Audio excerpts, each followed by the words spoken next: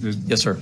If you can begin, please. Okay, thank you so much. Thank you for the opportunity to testify. My name is Joshua Treviño. I am only the second most important Treviño in the room.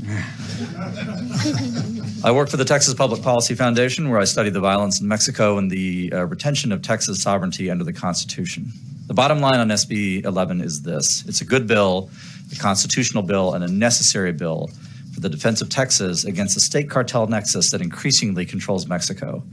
The Mexican state cartel collusion, on which we have written in depth, conducts a deadly export trade, trafficking in fentanyl, corruption, and worst of all, literally millions of fellow human beings who are held in de facto servitude by them, not just in Mexico, but in the United States itself.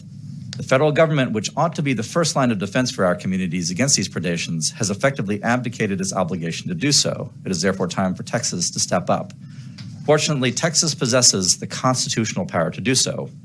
Despite the Supreme Court of the United States' erroneous decision in 2012's Arizona versus the United States, there is nothing preventing the states from asserting what the late Justice Scalia described in his partial concurrence as what most would consider the defining characteristic of sovereignty, the power to exclude from the sovereign's territory people who have no right to be there.